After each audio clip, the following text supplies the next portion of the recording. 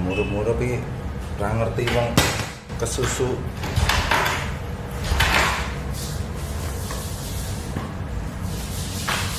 Wah, Jan. Assalamualaikum. Ya, saya sama tamu. Waalaikumsalam. Wah, Mas Helmi. Kak Tato. Neng jaba apa neng jero? Ayo, neng jero. Oke, Mas. Sehat, Mas? Ya, Alhamdulillah baik. Oke, Mas. Ada keperluan apa ya? Esok-esok loh Mas iki. Mau bertemu sama Mbah Nur. Wis gantian harus Mbak. Ya sudah. Dalam rangka apa, Mas? Dalam rangka mengantarkan pertanyaan teman-teman. Jemaah. Oh, Akek Maya. Ditakonane wis sampean filter belum? Lu ya pasti tak filter dengan berbagai pertimbangan gitu kan. Iya, semua pertanyaan aneh-aneh. Tidak semua pertanyaan saya aturkan ke beliau, harus dipilih kira-kira yang menarik, yang mungkin sifatnya memang darurat, penting harus segera mendengar jawaban disampaikan. Itu kita sampaikan. Nek pertanyaannya mungkin DE kira-kira iso jawab dhewe ya kudune wis mandiri to. Kudune. Ya, Kita kan berharap itu. jemaah yang duwe kedaulatan berpikir ya Mas yo. Iya, jadi meskipun Mbah Nun memberi kesempatan bertanya bukan berarti lalu kita manja. Sidik-sidik takon. Mbah Nun ki urusane yo akeh, ora ngurusi wong takon nih. Enggak kayak kamu. Yo kabeh wong takon karo Mbah Nun, yo Mbah Nun takon karo sapa? Rasa duwu-duwu, si Mbah urusane akeh. Ngono ya, iya, paham. Sip, Mas. Iya, sih. Ora koyo kowe ya. Assalamualaikum, Pak. Nika Mas Helmi badhe nglajengaken Akek Maya simbah menjawab. Matur nuwun diteruske le nyetater motor mau. Oke. Indonesia sih. Assalamualaikum, Mbak. Waalaikumsalam warahmatullahi wabarakatuh. Alhamdulillah, matur nuwun sudah. Oke, wong do golek jawaban ya. Nggih, Mbah. Jadi ada yang datang langsung ke sini tidak janjian tapi sudah tiba-tiba datang mengetuk pintu sudah dengan permasalahan yang mau dicurhatkan dan gitu. Ya, termasuk tamu-tamu yang merasa dirinya bukan diri yang kita jumpai. Ada yang merasa dia adalah Prabu Brawijaya V, ada yang merasa dia adalah Ratu Adil, ada yang merasa dia Sabtu Palon Loyo Genggong atau Mesias atau siapapun dan seterusnya. Itu semua harus kita sikapi dengan bijaksana, dengan ilmu yang seimbang, pengetahuan yang tepat, tidak merendahkan dan menggali itikat baik dari kedatangannya. Atau termasuk menggali itikat baik, niat baik dan ketulusan hidup di balik pertanyaan yang dia ajukan ke kita kan gitu. Iya, Mbak. Saya membaca pertanyaan ini tertangkap bahwa mereka memang sungguh-sungguh ingin mencari jawaban untuk menjalani hidup mereka itu dengan sebaik-baiknya. Tetapi saya boleh kasih rumus dasar dua hal ya. Satu, saya mengalami berpuluh-puluh tahun bahwa ada beribu-ribu pertanyaan yang sebenarnya cocoknya itu ditanyakan kepada Allah. Yang bisa jawab cuma Tuhan. Atau minimum Nabi dan Rasul. Atau minimum wali. Ya. Jadi saya kan bukan semua itu. Bukan Tuhan, bukan Nabi, bukan wali, bukan Rasul.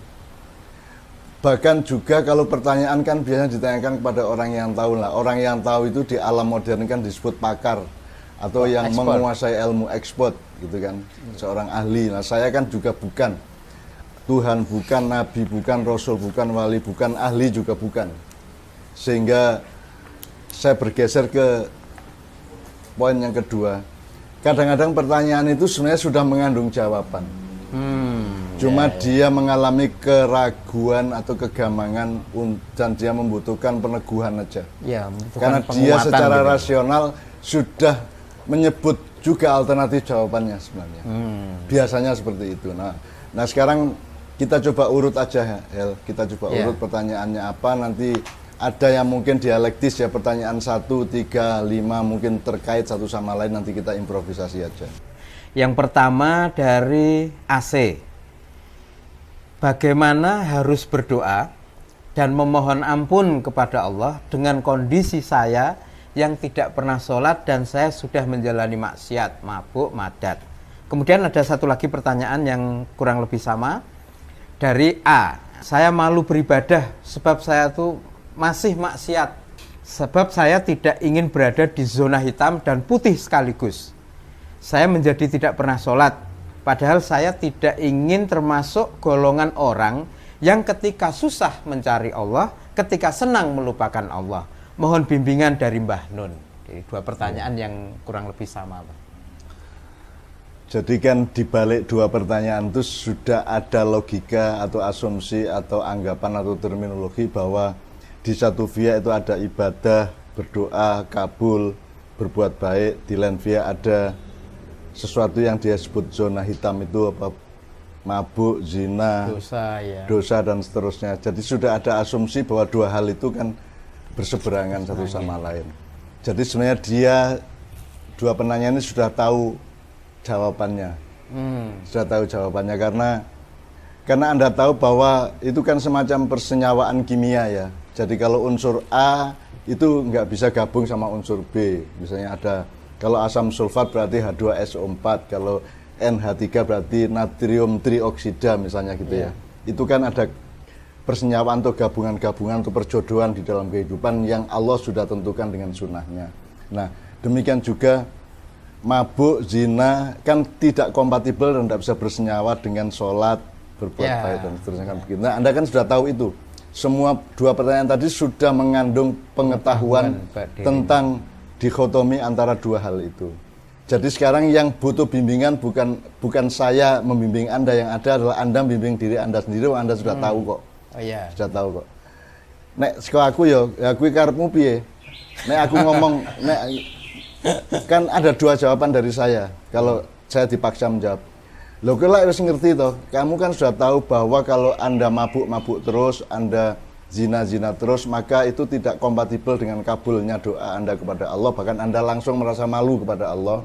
Ya jawaban saya satu, ya terus kelemu mabuk, terus kelemu zina, udah dituntaskan aja. Ya tapi dengan catatan kamu sudah tahu bahwa itu tidak mungkin lantas Anda berdoa kepada Allah. Ya. Kan gitu kan, ini kan tidak kompatibel menjauhkan ke zona satunya tadi ya. Iya. Atau jawaban yang kedua, ya kamu kendalikan dirimu untuk ke salah satu zona tadi. Anda mau kendalikan dirimu ke zona putih atau sekalian ke hitam sekalian. Gitu. Jadi terserah Anda, itu keputusan Anda. Jadi saya tidak bisa jawab, saya tidak bisa bimbing, Anda sudah tahu logikanya kok. Gitu. Sudah tahu. Tinggal mempraktekkan yang mana yang tidak rasional adalah kalau Anda terus mabuk, terus zina, tapi terus mohon, terus berharap doamu dikabulkan dan Allah baik sama kamu, kan tidak masuk akal.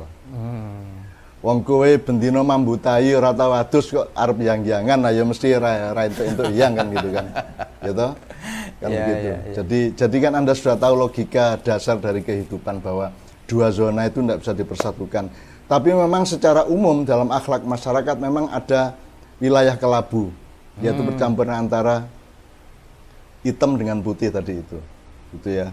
Dan ini masalahnya memang hitam putih. Cuman di masyarakat kita kan banyak kasus-kasus yang agak lebih samar, agak lebih mendalam, agak lebih membutuhkan elaborasi pemahaman mengenai akhlak, akidah dan seterusnya secara lebih mendalam.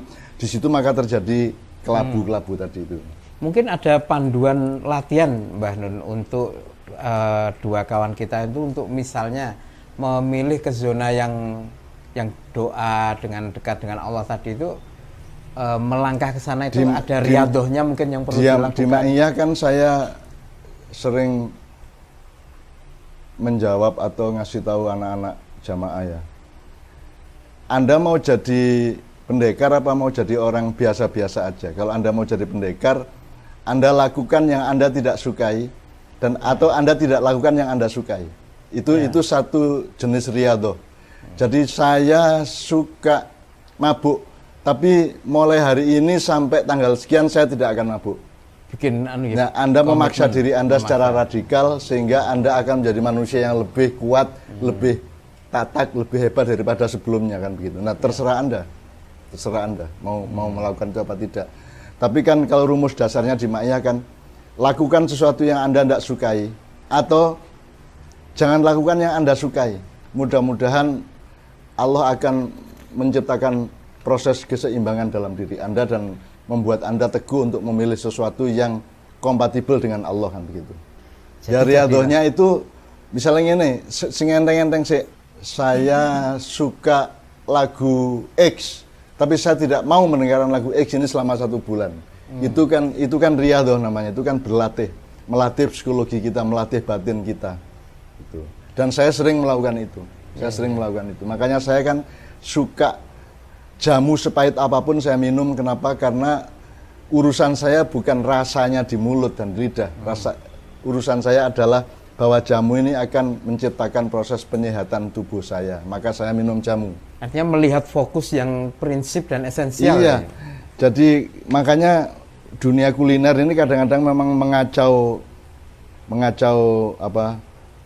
keseimbangan hidup manusia karena kuliner itu kan urusannya enak apa tidak enak, sedep apa enggak, nyamleng apa tidak, nyos apa tidak nyos, nyus apa tidak nyus kan gitu kan.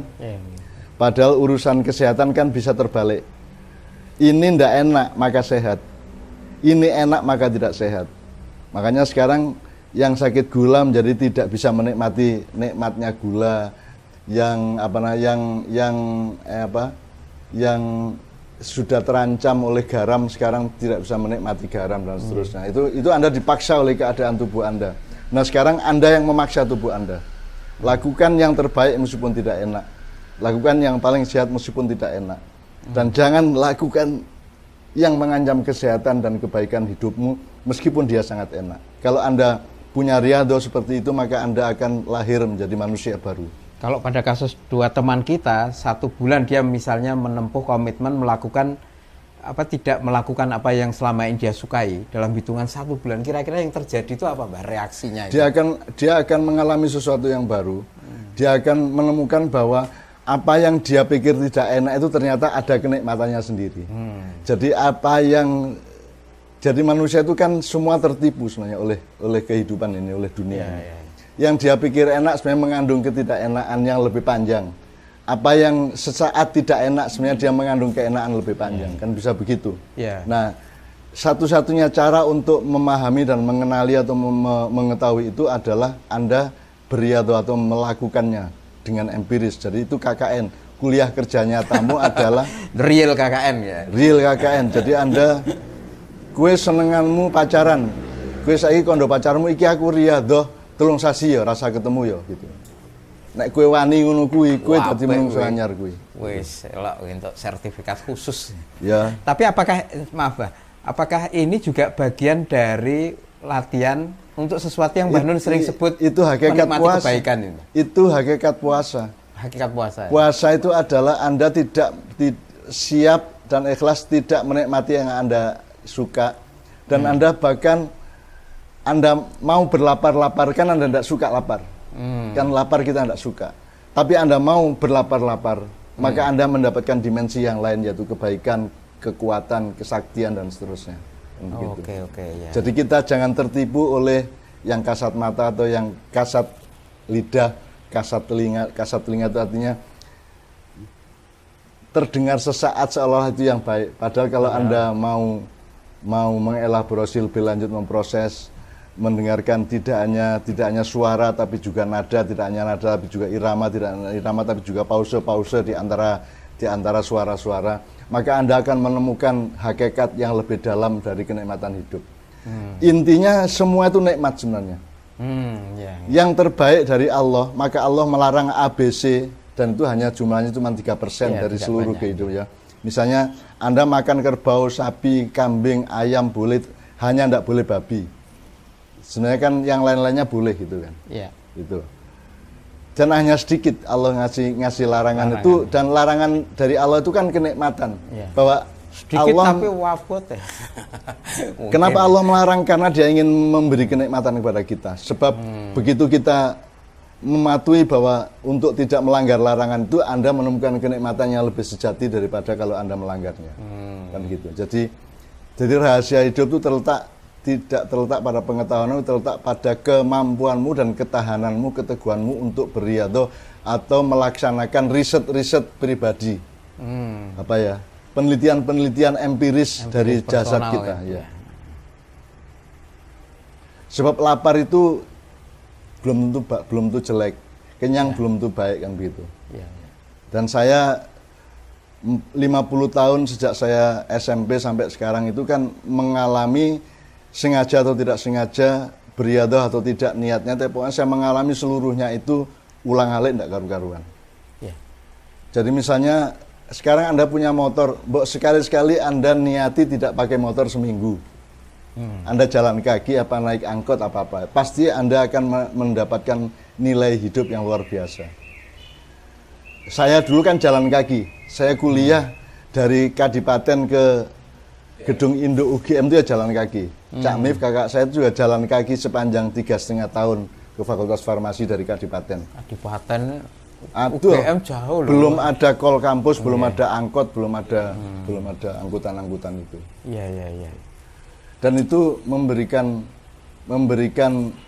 apa ya, makna hidup yang luar biasa yang Anda sekarang coba jalan saja sampai 1 kilometer, Anda pasti berubah hatimu, pikiranmu pasti ada sesuatu yang baru. Terus melaku wes nek ra Artinya ada saat-saat di mana kita perlu meninggalkan apa yang menjadi kebiasaan atau mungkin kesukaan itu ya untuk mendapatkan itu kalau view yang baru. Riyadhah atau metode yang radikal untuk mengolah kekuatan diri kita adalah Anda bertindak radikal seperti itu. Anda tidak makan yang Anda suka dan Anda makan yang Anda tidak suka, atau Anda tidak radikal melakukan kepada diri sendiri. Iya, tapi tidak boleh radikal kepada orang lain. Ya. Radikal kepada diri sendiri. Saya sangat radikal kepada diri saya sendiri. Oke. Terima kasih Mbak Nun. Ini langsung saya lanjut ke pertanyaan berikutnya karena tampaknya juga ada proyeksi yang terkait dari RMF. Tadi kan Mbak Nun sudah bicara tentang apa riyadhah dan lain sebagainya. Nah, ini pertanyaan dia adalah pendek banget pertanyaannya, tapi begini bunyinya. Berapa lama lagi rakyat Indonesia harus puasa? Nah, ini Ya, puasa itu maksudnya adalah dia tidak bisa makan apa yang seharusnya dia berhak makan. Dia tidak bisa mendapatkan, rakyat Indonesia tidak bisa mendapatkan kenikmatan atas segala sesuatu yang sebenarnya dia punya hak sebagai rakyat untuk menikmati, kan begitu. Nah, ini kan pertanyaan ini, andaikan ada Rasulullah, saya langsung tanya ke Rasulullah. Atau kalau ada malaikat Jibril, saya tanya ke malaikat Jibril, kan gitu. Dan pertanyaan ini kan untuk Allah ini. Lowong di Indonesia sekarang ini tidak ada dialektika apa-apa, kita ini jumud, kita ini beku kok. Ada demo Omnibus Law, itu ya diplesetkan menjadi Melki Guslo kok. Dan tidak berakibat apa-apa. Tidak menjadikan dialektika apa-apa. Jadi ada apapun saja di Indonesia ini tidak terjadi apa-apa. Kalau mekanisme sosial itu tidak menjadikan perubahan apa-apa. Jadi ini bangsa kita ini sudah jumud, sudah beku. Dan ini yang disebut ahmak. Ahmak itu adalah satu situasi manusia yang tidak bisa lagi diomongin, tidak bisa lagi disindir, tidak bisa lagi dipukul, tidak bisa diapa-apakan. Pokoknya dia tidak merasa apa-apa. Jadi mau ada revolusi kayak apapun juga tidak akan terjadi apa-apa di Indonesia. Jadi yang bisa menjadikan Indonesia berubah hanya kehendak Tuhan seperti yang daftar tadi itu.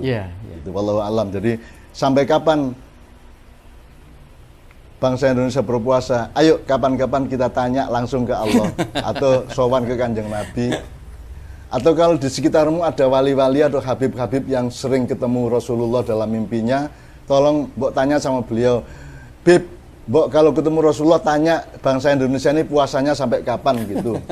Itu kok tanya ke saya. Nah, saya kan sama dengan Anda persis posisinya, orang biasa, muslim yang belum tentu sempurna, atau manusia yang belum tentu matang, dan kita berposisi tidak punya kelebihan apa-apa di antara satu sama lain. Andaikan pun ada kelebihan seseorang pada orang yang lain, bukan karena dirinya tapi karena fadilah dari Allah dan karena izin atau perkenan dari Allah, tidak karena dirinya, kan gitu. dalam keadaan yang seperti itu Mbah, di mana sesungguhnya pertanyaan ini sebenarnya tertujunya kepada Allah, karena situasi yang ada ini benar-benar tadi disampaikan Mbah Nun, tidak ada dialektika, kejumutan dan lain-lain. Teman kita ini apa yang mungkin bisa ya kerjakan untuk lingkupnya atau mungkin untuk skala ya mengejar kasful hijab. Kasful hijab itu terbukanya tabir masa depan.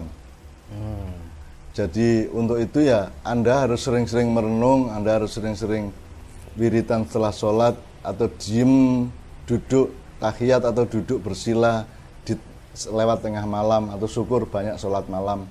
Sholat malam itu juga kalau bisa berkali-kali. Anda tidur sedikit bangun sholat lagi, tidur setiap lagi ngelilir sholat lagi gitu. Syukur-syukur Allah bermurah hati. Tapi semua tetap kuncinya kemurahhatian Allah, kedermawanan Allah, tidak karena kita mampu mencapai apa-apa. Jadi sekali lagi, sampai kapan berpuasa itu yang saya sebut pertanyaan untuk Allah. Jadi kita sama-sama punya pertanyaan kepada Allah. Kalau saya mampu menjawab itu, tidak ada video ini, gitu kan? Karena Indonesia sudah lebih beres dan seterusnya kan gitu. Oke. Matur nuwun Mbah Nun. Jadi pertanyaan dari Mas AC, kemudian Mas A dan Mas RMF sudah direspon Mbah Nun. Nah, sekarang pertanyaan berikutnya ini sebenarnya nanti terkait dengan tadi Mbah Nun cerita waktu di Kadipaten tinggal di tempat tinggal yang sangat kecil dan harus berbagi, menulis tidak mungkin dalam keadaan yang sunyi, enak, karo nyawang buka jendela ngetik, itu kemewahan barangkali ya dari kalau kita dengar pengalaman. Nggak ada jendela. Nggak ada jendela. Yang ada itu papan-papan yang dijajar kayak toko kalau. Itu kan kios-kios sebenarnya, kios-kios itu yang saya sewa satu untuk kamar mandinya ya bareng karo wong tonggo-tonggo. Jadi ada satu peta ada satu peta yang tidak untuk kios tapi untuk sumur dan kamar mandi. Nah, teman kita ini si Mas TA ini mau menanyakan tentang membaca. Tadi ngetik, menulis. Nah, ini perihal membaca. Nah, dia pernah mendengar, saya bacakan. Saya pernah membaca di tulisan Mbah Nun bahwa Mbah Nun hanya membaca 5 buku. Ya, itu buku-buku itu apa saja 5? Jadi mungkin dia jadi punya... tolong jangan ada asumsi atau ketakjuban seolah-olah ini sebuah kehebatan ya. Sebenarnya membaca itu kan tergantung beberapa hal sekaligus, tergantung bukunya, tergantung membacanya, tergantung cara membacanya, tergantung kehendak Allah di dalam jarak antara buku dengan orangnya kan gitu. Jadi ada orang baca buku 10 mendapatkan sesuatu yang lebih kecil atau lebih rendah dibanding yang hanya baca buku 1, bisa juga. Terserah Allah dan terserah kita mencari yang terbaik dalam soal membaca. Karena kalau Allah kan bilang Iqra, itu kan rumus dasar kehidupan. Iqra, bacalah. Nah, ternyata bacalah yang dimaksud adalah membaca alam semesta, membaca kehidupan manusia, membaca apa saja, membaca pemerintah, membaca presiden, membaca DPR, membaca keadaan sosial politik, membaca keadaan buruh, membaca apa saja. Jadi kalau yang disebut membaca 5 tadi itu kan awal-awal ketika saya mencoba menyentuh informasi. Jadi informasi yang sebenarnya adalah yang terjadi di sekitar saya. Sampai saya menulis Indonesia bagian dari desa saya itu karena ada yang orisinal desa saya, ada yang unsur-unsur dari Indonesia yang masuk ke desa saya. Gitu ya. Misalnya kalau dulu ada Pak Bayan atau Kami Tuwo kan sekarang nggak ada. Berarti ini unsur Indonesia masuk. Jadi Indonesia itu bagian yang merusak desa saya. Kalau dulu kan ono Pak Bayan, ono Kami Tuwo, ono Kepetengan. Saya dulu Kepetengan itu kan kepala keamanan, semacam kepala keamanan yang mengurusi desa ketika gelap itu. Terus ada macam-macam dulu, itu semua kan hilang karena Indonesia masuk. Jadi Indonesia ini adalah bagian yang memang merusak desa saya sampai hari ini, gitu ya misalnya. Nah, membaca, nah itu semua kan saya baca. Nah sekarang membaca yang dia maksud adalah buku, ada teks, ada kata-kata, ada cetakannya, ada urut-urutannya dan seterusnya. Nah, ketika saya awal-awal mencoba bersentuhan dengan informasi tentang kehidupan, tentang dunia, tentang Indonesia, yang saya baca pertama adalah komik yang saya beli di Pasar Sumombito. Jadi Sumombito itu kira-kira jaraknya 3,5 kilometer dari desa saya. Kalau hari Minggu saya ke pasar itu, terus tujuan saya sebenarnya adalah nginjen atau membuntuti seorang pemuda, seorang bapak dari desa saya yang pekerjaannya ngutil. Ngutil. Ngutil itu dia masuk pasar bawa sarung, terus dia ngambilin apa yang dia bisa terus dikumpulin di sarungnya. Nah itu ada, saya tidak sebut namanya, ada seorang yang kami selalu asik untuk membuntuti dia ngutil apa. Penasaran ngutil. dengan apanya, Mbah? Penasaran dia ngutil apa, bagaimana caranya ngutil, momentumnya bagaimana kok bisa ngutil. Kan itu kan harus pinter banget, harus jeli banget yang itu. Iya, iya. Nah itu saya tujuannya adalah untuk membuntuti beliau ini ngutil di pasar, dan biasanya pulang itu sarungnya penuh itu. Sarungnya penuh ya, isinya ya garisan, ya kecambah, ya berambang, ya mercon, ya segala pokoknya dadi siji di dalam sarungnya paket. itu. Ya, jadi pokoknya jadi sarungnya digembol gini, isinya itu segala macam campur jadi satu itu. Tapi tolong diperhatikan bahwa kelak beliau ini husnul khotimah, dan beliau adalah penghuni utama musola Padang Bulan yang di depan itu. Nah, beliau ini orang yang paling rajin sholat jamaah kelak ya, kira-kira ya 40-50 tahun kemudian, dan husnul khotimah alhamdulillah. Dan dia sangat akrab sama saya sangat akrab sama dia. Karena selalu saya goda-goda, sampean biyen ya apa carane kok pinter ngutil gitu ya apa. Itu kan juga bacaan yang luar biasa. Orang ribut-ribut berkerumun beli mercon. Terus di antara yang berkerumun itu ada si beliau ini. Terus beliau tiba-tiba di tengah celebung ribut itu dia bilang, "Pak, endi iki beratune? Beratu itu bonus. Endi bonus nggo aku?" Terus dia dikasih bonus padahal dia enggak beli. Jadi dia di situ berkerumun, dia tidak ikut beli tapi dia minta bonus. Jadi saya kira itu pembacaan yang luar biasa, bahwa banyak sekali dalam sistem masyarakat kita orang-orang yang semacam itu, yang tidak ikut berjasa tapi ingin ikut dikasih tanda jasa, ya toh. Orang yang selalu ngaku-ngaku, orang selalu mencari pencitraan dan seterusnya dan seterusnya. Nah, saya kemudian di pasar Sumombito itu saya beli buku Angling Darmo Batik Madrim. Itu Angling Darmo Batik Madrim. Itu Raja Bojonegoro, kerajaan zaman dulu, yang istrinya Setiawati, yang di situ saya mulai kenal dunia santet, dunia silat, dunia macam-macam dari zaman yang lalu. Kemudian saya baca Nogo Sosro Sabu Inten, Api di Bukit Menoreh, ya. Kemudian kalau kayak Koping Ho saya tidak sempat baca beneran. Kemudian ketika saya di counter, ya satu-satunya buku yang saya punya dan saya mulai baca dikit itu Duratun Nasihin. Itu buah-buah nasihat. Intinya itu seperti kumpulan nasihat-nasihat. Itu buku kelas rendah dari pesantren gitu ya. Jadi saya belum pernah belajar di pesantren sampai ke tingkat yang kiai seperti Pak Yai Mauzamil tahu segala macam buku itu. Saya hampir tidak punya buku apapun yang dari pesantren kecuali Duratun Nasihin itu. Karena saya ini gini, Hel. Saya baca satu kalimat itu muncul banyak kalimat di otak saya, di hati saya. Jadi kalau saya baca satu alinea, saya di sininya muncul satu halaman. Kalau saya baca satu halaman, di sini muncul satu buku. Jadi saya tidak pernah merasa jenak untuk membaca buku karena di sini langsung muncul macam-macam. Maka saya sekarang alhamdulillah sama Allah diberi peran untuk menulis sepanjang apapun saja saya tulis.